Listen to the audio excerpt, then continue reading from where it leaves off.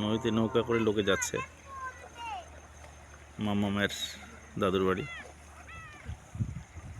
নৌকা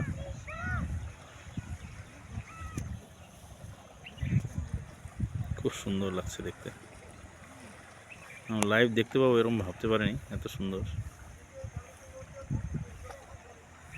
ওরা ওই দূরটা থেকে আসছে, আরো কয়েকজন আসছে নৌকা করে। ওভারঅল ভিউটা দারুণ। সূর্যটা ওই গাছের উপরে, দারুণ। নিচে নৌকা বাঁধা আছে।